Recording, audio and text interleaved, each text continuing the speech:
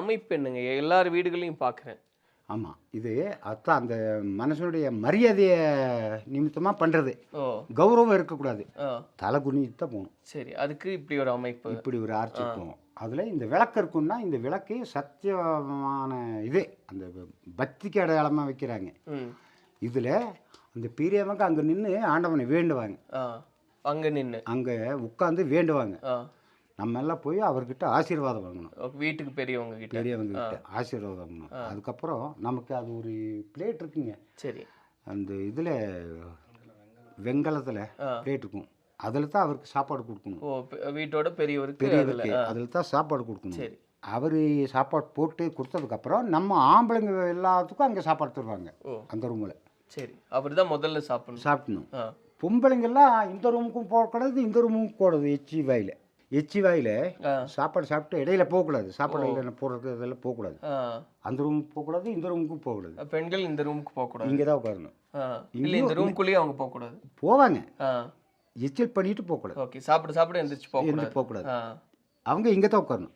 இதில் தான் உட்காருவாங்க, இதில் தான் உட்காந்து சாப்பிடுவாங்க. நமக்கு எதாவது தேவைன்னா கை கழுவிட்டு தான் வந்து தருவாங்க. அந்த மாதிரி. சரி. அவர் சாமி கும்பிட்டதுக்கப்புறம் அவருக்கு சாப்பாடு கொடுப்பாங்க. நம்ம எல்லாம் அங்கே உட்காந்து சாப்பிடணும். யாராவது ஒருத்தர் நம்ம முடிக்கிற வரைக்கும் அங்கேயே உட்காந்துருப்பாங்க. சாப்பிட்டதுக்கப்புறம் தான் வெளியே வருவாங்க. அவங்க சாப்பிட்டாங்களா இல்லையான்னு பார்த்துட்டு அந்த பிளேட்டை பொம்பளைங்க சாப்பிட மாட்டாங்க, கழுவி தனியாக வச்சுருவாங்க. அது அவருக்கானது. அது இந்த ஃபங்க்ஷனுக்கெல்லாம் அதை தான் யூஸ் பண்ணணும். மற்றவங்க யாரும் யூஸ் பண்ணக்கூடாது. ஐயா, இப்போ இந்த அமைப்பில் எல்லா வீடுகள்லையும் இந்த விளக்கு இந்த இடத்துல இருக்கிறது பார்க்குறோம். அதுக்கு ஏதாவது சிறப்பு அப்படின்றது உண்டா? சிறப்புங்கிறது அந்த காலத்துலலாம் கரண்ட் இல்லைங்க. அதனால இந்த விளக்கு ஒன்று தான் வீட்டுக்கே வெளிச்சம் தருது. ஓ! இந்த அறைக்கு அந்த அறைக்கு எல்லாத்துக்குமே இது தான் போதும். அது இன்னொரு விசேஷம்னா, காற்று அடித்தாலும் இங்கே வந்து அந்த காற்று அட்டாக் ஆகாது, நேராக அடிக்காது. அதனால அது எரிஞ்சுக்கிட்டே இருக்கும். நல்லா எரிஞ்சிக்கிட்டே இருக்கும், அணையாது. எங்கள் சாஸ்திரத்தில் தான் அது அணைஞ்சிட்டாக்கா அபசகுனம். ஓ! விளக்கு அணையக்கூடாது. இப்போ நம்ம ஏதாவது ஒன்று பேசிட்டு இருக்கோம், திடீர்னு விளக்கு அணைஞ்சா அது அபசகுனம். அதனால அந்த விளக்கு அணையாமையும் பார்த்துக்கணும். ஆனால் எல்லா பக்கம் வெளிச்சமும் வரணும், எல்லா அறைக்குமே வெளிச்சம் வரணும். அப்போ அந்த கட்டமைப்பே அப்படிதான் இருக்கு இல்லையா?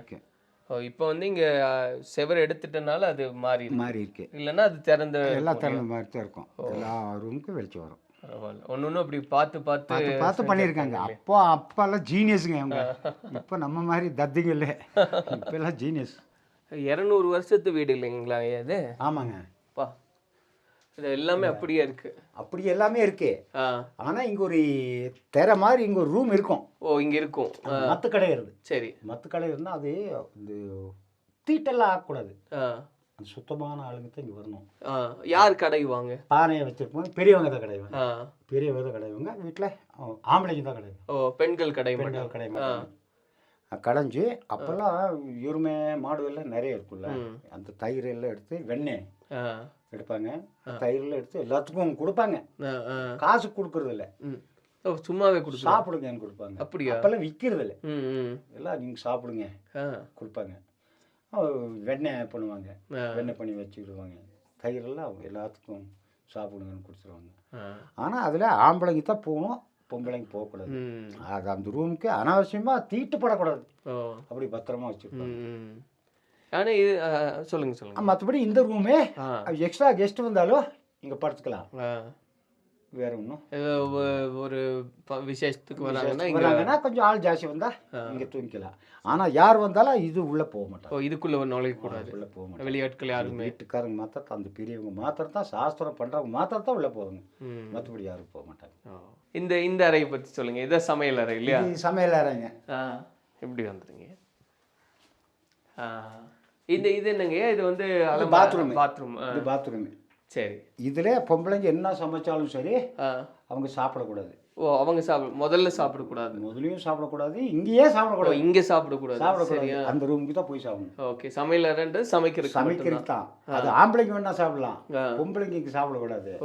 சாப்பிட்றதா இருந்தால் ஒரு சொம்பில் தண்ணி எடுத்து பிளேட்டில் சாப்பாடு போட்டு வெளியே போய் உட்காந்துட்டு தான் சாப்பிடணும். இங்கே எச்சில் பண்ணக்கூடாது. ஓகே. இங்கேயும் அந்த ரூம்லேயும் எச்சில் பண்ணக்கூடாது. அது வந்து ஆரம்பத்துலேருந்தே கடைபிடிக்கிறாங்க. அப்படியே இருக்கு. இப்பெல்லாம் பழகிட்டாங்க, ஆக்க சாப்பிட்றாங்க. இப்பெல்லாம் முடியாது. முதல்ல அந்த மாதிரி இருந்திருக்காங்க, கட்டுமானமாக இருந்திருக்காங்க. பண்ணுறாங்க. அது பாத்ரூம். ஆ. இந்த ஜன்னலில் எதுக்கு சின்னது வச்சுன்னா காற்று ஜாஸ்தி உள்ளே வரக்கூடாது. சரி. அதனால அதுக்கு அளவாக தான் வச்சுருக்கேன். அவங்க கீழத்து மாதிரி எல்லாம் பெருசாலாம் வைக்க முடியாதுன்னா காற்று வரட்டுன்னு வைக்கிறாங்க. இங்கே காற்று எந்த அளவுக்கு கம்மியாக இருக்குதோ அந்த அளவுக்கு ஃப்ரீயாக இருக்கும். ஒரு பாதுகாப்பாக இருக்கும். ஐயா, இந்த அடுப்பு இன்னைக்கு புது அடுப்பும் இருக்கு பார்க்குறேன்.